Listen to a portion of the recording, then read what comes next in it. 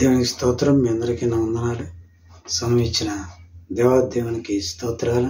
మీరందరూ బాగున్నారా? మీరందరూ ఆత్మీయులుగా, ఆత్మానుసారులుగా జీవించాలని, ఆర్థికంగా బలంగా ఉండాలని, మానసికంగా, శారీరకంగా, ఆధ్యాత్మికంగా బలంగా ఉండాలని మీకోసం అనుదిన నేను ప్రార్థన చేస్తున్నాను. నా కోసం, నా కుటుంబం కోసం మీరందరూ ప్రార్థన చేయండి. ప్రార్థన చేసుకుందాం.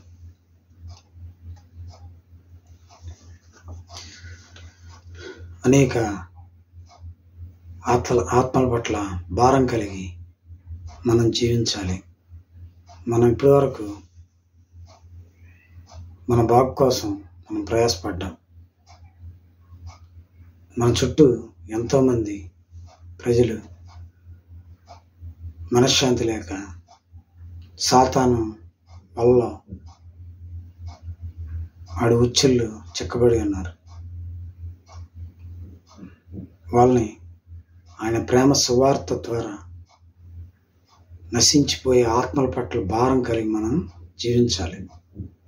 మనం ఎప్పుడైతే జీవిస్తామో దేవుడు బహుగా సంతోషిస్తాడు. వాళ్ళు కూడా లోకానుసారమైన జీవితం, తాగుబోతులుగా, తిరుగుబోతులుగా, విచ్చలవిడి జీవితం జీవిస్తూ బ్రతుకును నరకప్రాయంగా చేసుకుంటూ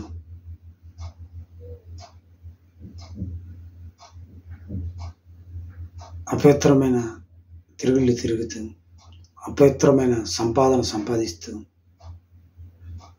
శరీరాన్ని నమ్ముకుంటూ అక్రమ సంబంధాలు కలిగి, అక్రమ సంపాదన కలిగి, అక్రమ జీవితం కలిగి జీవిస్తున్న డ్రగ్స్కి బానిసవుతూ, లోక సంబంధమైన అల్పకాల పాప భోగాలకి బానిసవుతూ ఎన్నో నశించిపోయే ఆత్మలు అల్లాడుచున్నాయి, పాతాళానికి చేర్చబడుతున్నాయి.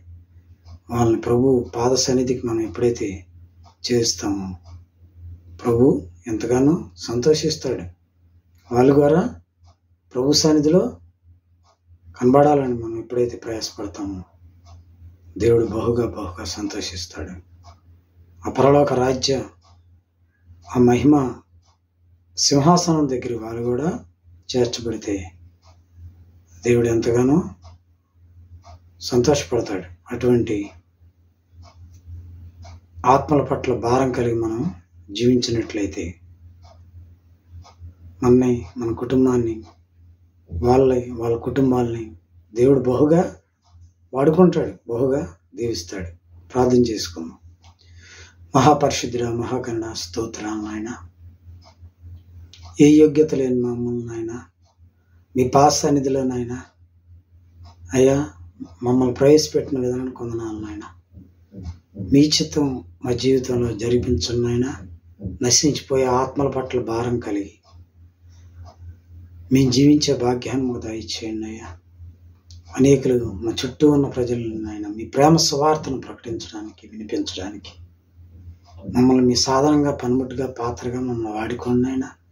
మీకు ఇష్టమైన ప్రియులుగా మీ రాజ్యాన్ని, నీతిని వెదికే భాగ్యాన్ని ప్రతి ఒక్కరికి దయచేసి మిమ్మల్ని స్తుతిస్తుండగా మీ స్తుతి సింహాసనంపై ఆసీనుడై మా స్తుతులు, స్తోత్రాలు స్వీకరించమని యేసు క్రీస్తు నామమున ప్రార్థన సమర్పిస్తున్నాం తండ్రి. ఆమేన్. నీ చిత్తం నాలో జరిగించుము దేవా.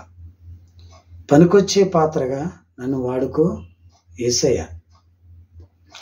నీ చిత్తం నాలో జరిగించుము దేవా. పనికొచ్చే పాత్రగా నన్ను వాడుకో యేసయ్యా. నీ చిత్తం నాలో జరిగించుము దేవా. పనికొచ్చే పాత్రగా నన్ను వాడుకో యేసయ్యా. నీ కోసమేగా ఈ జీవితం, నీ సేవకేగా ఇది అంకితం. నీ కోసమేగా ఈ జీవితం, నీ సేవకేగా అది అంకితం. నీ చిత్తం నాలో జరిగించుము దేవా. పనికొచ్చే పాత్రగా నన్ను వాడుకో యేసయ్యా. అబ్రహాము వలె లోకాన్ని విడిచి నిన్ను వెంబడించే జీవితము ఇవ్వయ్యా.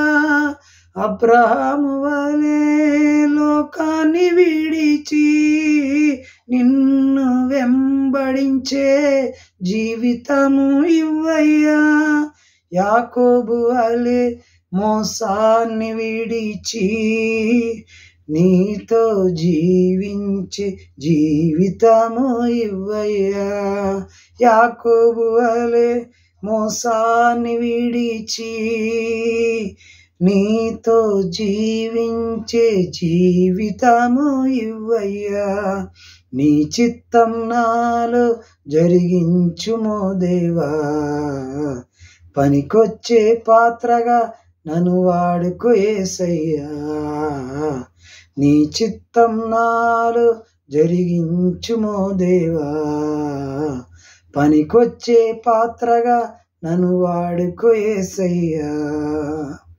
నయమాను వలె గర్వాన్ని విడిచి స్వస్థత నొందే బ్రతుకును ఇవ్వయ్యా.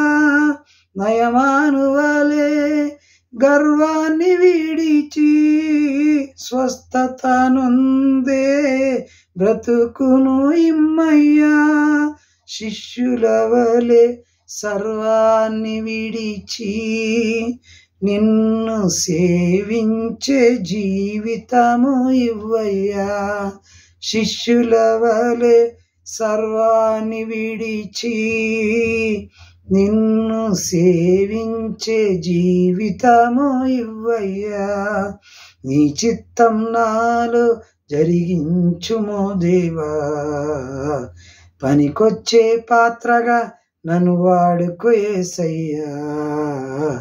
నీ చిత్తం నాలో జరిగించుమో దేవా.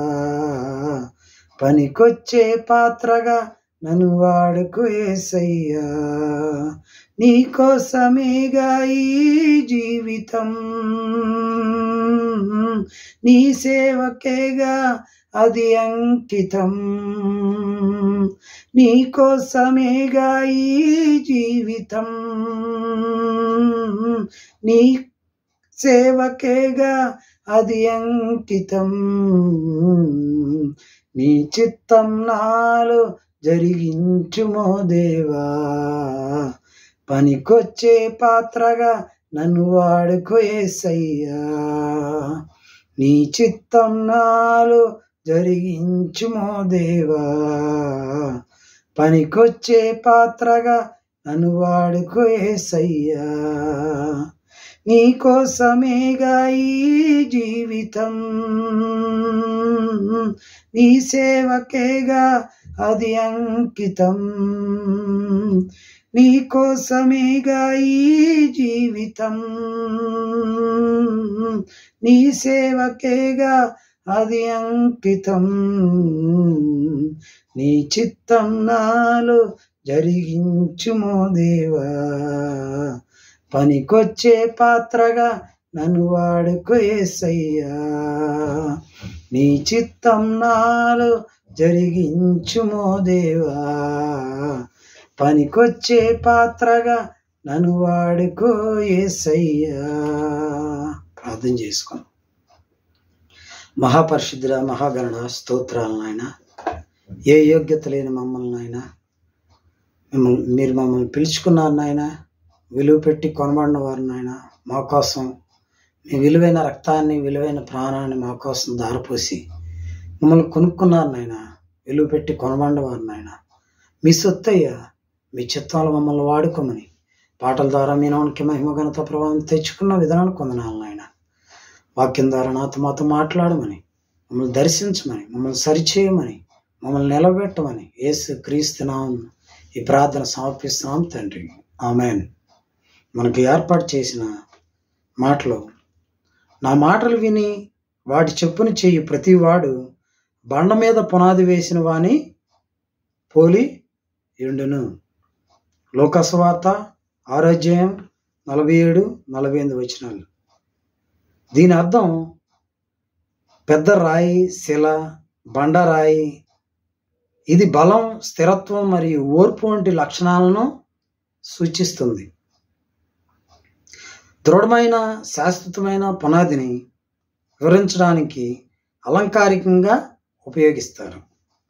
బండ మీద పునాది వేసిన ఇల్లు లక్షణములు మరియు కలుగు ప్రయోజనములు. 1. వాన కురిసెను, కదిలింప పడదు. అనగా దేవుని నుండి కురిసే పరీక్షలకు నిలబడడం.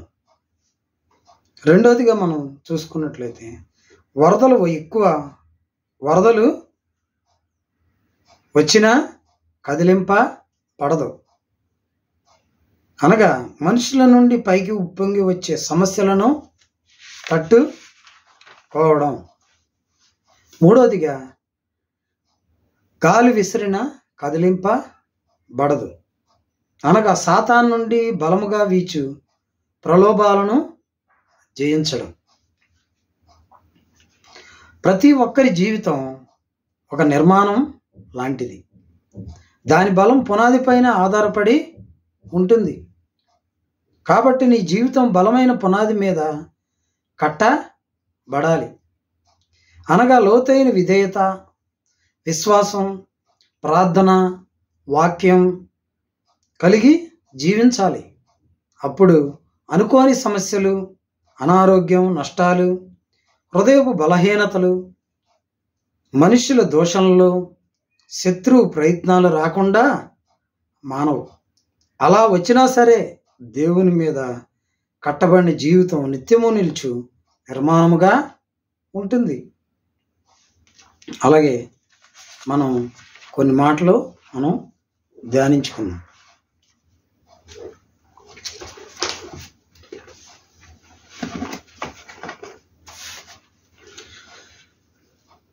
నా మాటలు విని వాటి చొప్పున చెయ్యు ప్రతివాడు బండ మీద పునాది వేసిన వాని పోలి యుండును. లోకాసు వార్త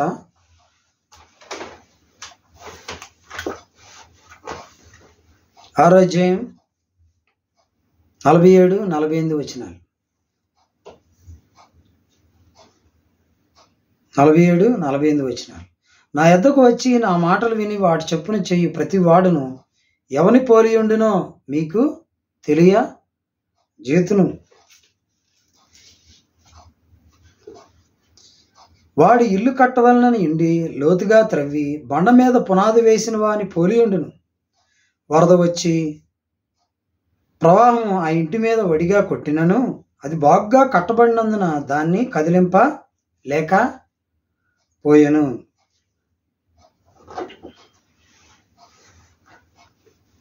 అలాగే మొదటిగా వాన కురిసెను. వాన కురిసిన కదిలింప బడదు.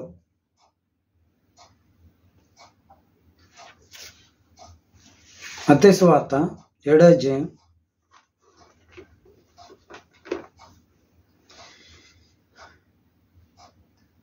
24-25 వచనాలు.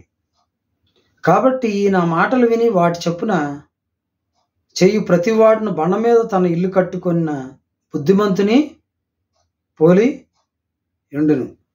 వాన కురిసెను, వరదలు వచ్చెను, గాలి విసిరి ఆ ఇంటి మీద కొట్టెను గాని దాని పునాది బండ మీద వేయబడిన గనుక అది పడలేదు.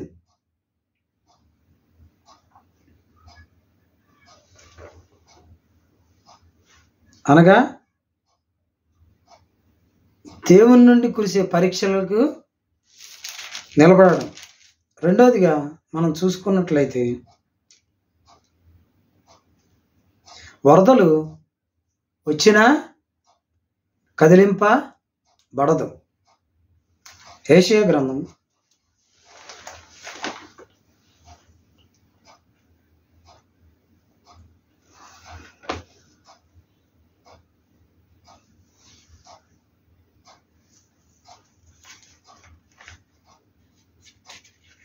59వ అధ్యాయం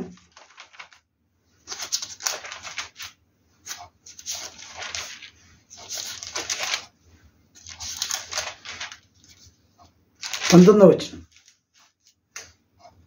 పడమటి దిక్కుననున్నవారు యెహోవా నామమునకు భయపడుదురు.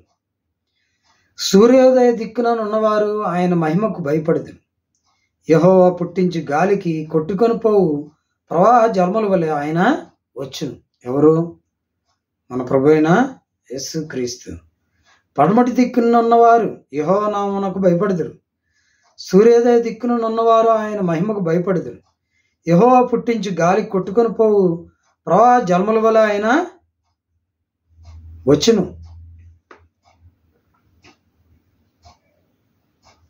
అలాగే అనగా మనుషుల నుండి పైకి ఉప్పొంగి వచ్చే సమస్యలను తట్టుకోవడం. అలాగే మూడోదిగా గాలి విసిరిన కదిలింపబడదు. ఎఫెసీయులకు రాసిన పత్రిక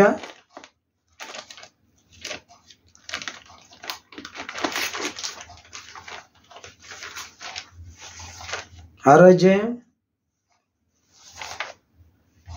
1వ వచనం. పిల్లలారా, ప్రభువునందు మీ తల్లిదండ్రులకు విధేయులై యుండుడి, ఇది ధర్మమే. అంటే ఎప్పుడైతే సాతాను నుండి బలముగా వీచి ప్రలోభాలను జయించాలంటే తల్లిదండ్రులకు విధేయులై మనము జీవించాలి. పిల్లల్ని ప్రభువునందు మీ తల్లిదండ్రులకు విధేయులై ఉండుడి, ఇది ధర్మమే. అనగా సాతాను నుండి బలముగా వీచి ప్రలోభాలను జయించడం.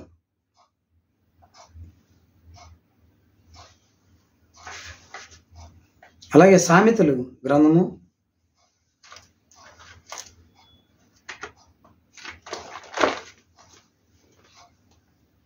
10వ అధ్యాయం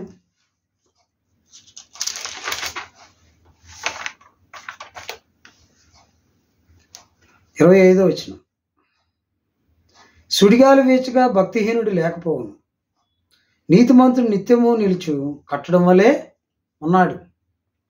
సుడిగాలి వీచగా భక్తిహీనుడు లేక పోవును, నీతిమంతుడు నిత్యము నిలుచు కట్టడం వలె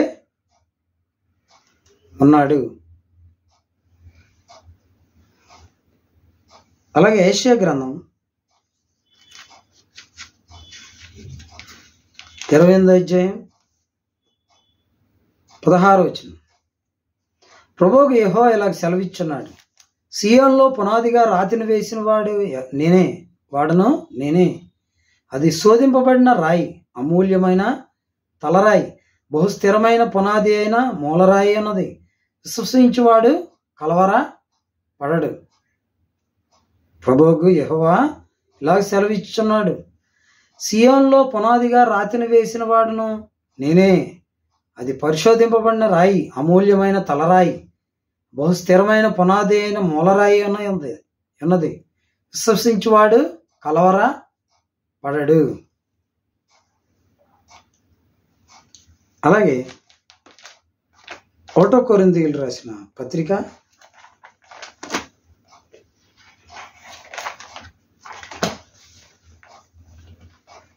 3వ అధ్యాయం 10 నుంచి 15 వచనాలు మనం చూసుకున్నట్లయితే, దేవుడు నాకు అనుగ్రహించిన కృప చొప్పున,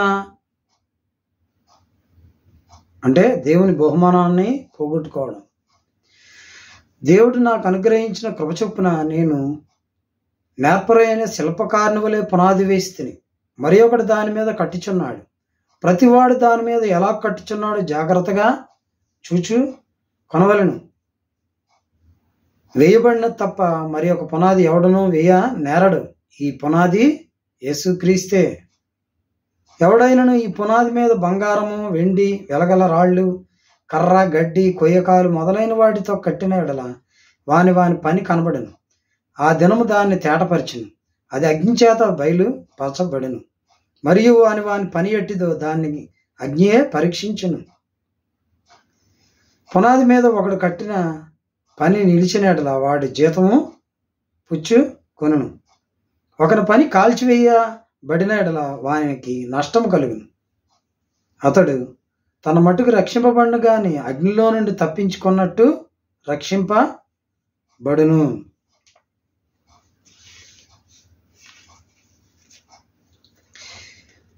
విమోచింపబడిన వారందరూ దేవుని తీర్పును, శిక్షావిధిని తప్పించుకున్నవారని బైబిల్ సెలవిస్తుంది. అయితే భూమి మీద ఈ జీవితంలో వారికి అనుగ్రహింపబడిన కృపకు తగినట్లుగా దేవుని యెడల వారికి గల విశ్వాసత విషయంలో విశ్వాసులందరికీ భవిష్యత్తులో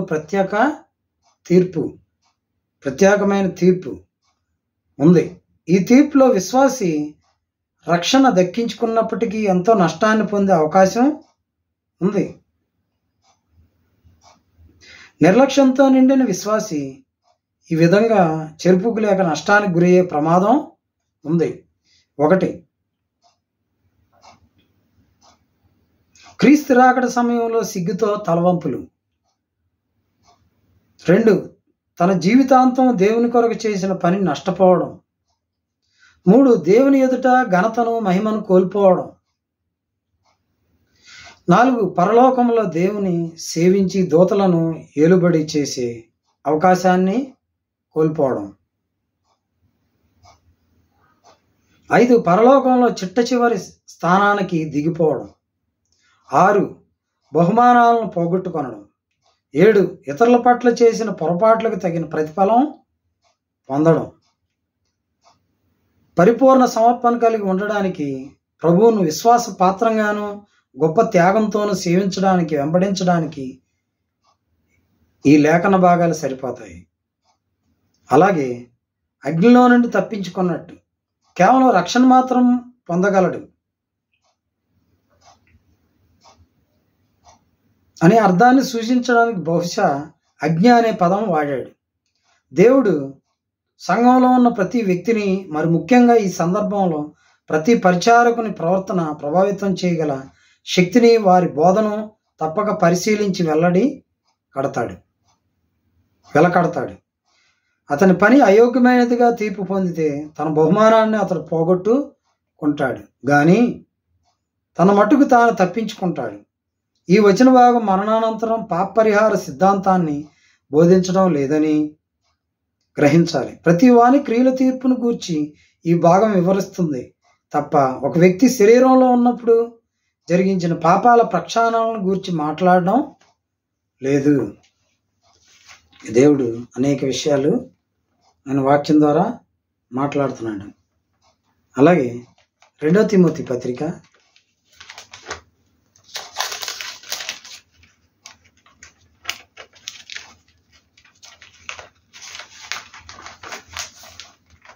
2వ అధ్యాయం 19వ వచనం.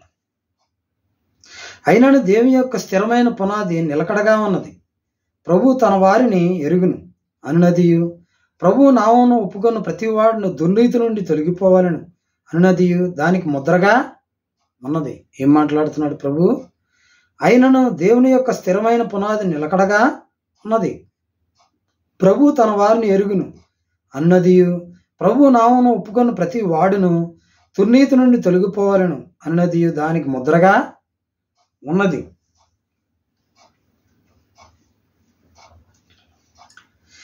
సత్యం నుండి చాలా మంది తప్పిపోయినా, భిన్న బోధకుల సంఘంలో చొరబడిన, తన నమ్మకమైన అనుచరుల పట్ల దేవుని సంకల్పం తప్పి పోదు.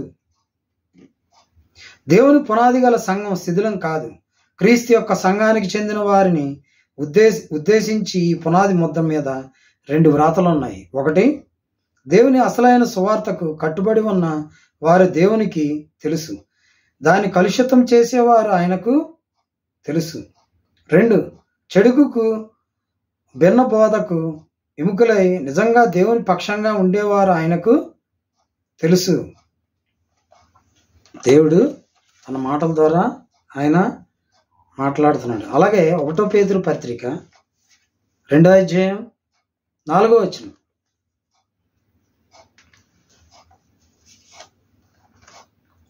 మనుషుల చేత విసర్జింపబడినను దేవుని దృష్టికి ఏర్పరచబడినదియు అమూల్యమును సజీవమునైన రాయగు ప్రభువునొద్దకు వచ్చిన వారై, సజీవమైన రాయగు ప్రభువుకు యొద్దకు వచ్చిన వారే ఉండాలి. మనుషుల చేత విసర్జింపబడినను దేవుని దృష్టికి ఏర్పరచబడినదియు అమూల్యమును సజీవము నైన రాయగు ప్రభువునొద్దకు వచ్చిన వారై, మన మూలరాయి మన ప్రభు అయిన యేసుక్రీస్తు, ఆయన్నే మనం స్వీకరించాలి. ఆయనే మన మూలరాయి. అందుకనే నా మాటలు విని వాటి చెప్పున ప్రతివాడును బండ మీద పునాది వేసిన వాని పోలి ఎండును. ఒకటిగా వాన కురిసెను, కదిలింప పడదు. దేవుని నుండి కురిసే పరీక్షలను నిలబడడం. రెండవదిగా వరదలు ఎక్కువ కదిలింపబడవు. వరదలు వచ్చినా కదిలింపబడదు. అనగా మనుషుల నుండి పైకి ఉప్పింగి వచ్చే సమస్యలను తట్టుకోవడం. మూడవదిగా గాలి విసిరినా కదిలింపబడదు. అనగా సాతాను నుండి బలంగా వీచు ప్రలోభాలను చేయించడం. అంటే దేవుడు మనల్ని ఈ విధంగా ఆయన కోరుకుంటున్నాడు. ఆయనే మన మూలరాయి. అందుకని మనం ప్రార్థనాపూర్వకంగా ఆయన సన్నిధిలో అనేక మాటల ద్వారా ఆయన మాట్లాడి ఉన్నాడు కాబట్టి మనం ప్రార్థన చేసుకుందాం. మహాపరిశుద్ధుడ, మహాగణ స్తోత్రాలు నాయన. ఎంత మంచి దేవుడు నాయన, ఎంత గొప్ప దేవుడు నాయన. అయ్యా, మీ జీవమైన మాటలు మాతో మాట్లాడి ఉన్నారు నాయన. మీరే మూలరాయి, మీరే స్థిరమైన రాయి నాయన. అది కదిలింపబడదు. మా జీవితం క్రీస్తు అనే బండ మీద మేము ఉండేలాగా నాయన. ప్రతి ఒక్కరిని మీరు మార్చండి అయ్యా. సాతాను వేసే ప్రలోభాలకు, సాతాను వేసే పరీక్షలకు, ఏ లోక సంబంధమైన అయ్యా పాపాన్ని ఆకర్షించే అయ్యా గాలులకు వాటన్నిటి నుంచి విడిపించి అయ్యా పరిశుద్ధంగా జీవించే ప్రజలుగా ప్రతి ఒక్కరిని మీ రూపులో చెప్పుకోండి నాయన. అయ్యా, ఇంతవరకు నాయన మీ మాటల ద్వారా మాతో మాట్లాడినందుకు మీకు వందనాలు నాయన. మీరే మూలరాయి కాబట్టి ప్రతి ఒక్కరిని క్రీస్తు అనే బండ మీద, ప్రతి కుటుంబాలని, ప్రతి బిడ్డల్ని అయ్యా మీ రూపులో చెప్పుకొని కట్టండి నాయన. మీ వారసులుగా జీవించే భాగ్యాన్ని, నశించిపోయే ఆత్మలు ఎన్నో ఉన్నాయి నాయన. వాళ్ళకి మీ ప్రేమ సువార్తను వాక్యం ద్వారా మీరు మాట్లాడి ఉన్నారు నాయన. వాళ్ళని మీ రూపులో ప్రతి ఒక్కరిని మలుచుకోమని చెప్పుకోమని, క్రీస్తు అనే బండ మీద వాళ్ళని నిలబెట్టమని, కుటుంబాలని ఆశీర్వాదకరంగా మార్చమని యేసు క్రీస్తు నామమున ప్రార్థన సమర్పిస్తున్నాం తండ్రి. మన పరమ తండ్రి అయిన దేవుని ప్రేమ, కుమారుడైన యేసు క్రీస్తు కృప, పరిశుద్ధాత్మ ఆయన సన్నిధి సహవాసం, ఎవరైతే యూట్యూబ్ ద్వారా, ఫేస్బుక్ ద్వారా ఈ వాక్యాన్ని వింటున్నారో, చూస్తున్నారో, వాళ్ళకి ఆయన కృప, కాపుదల, వాళ్ళ కుటుంబాలకి స్థిరత్వం, ఆయన కాపుదల సదాకాలం తోడై నడిపించి కాపాడను గాక. ఆమెన్.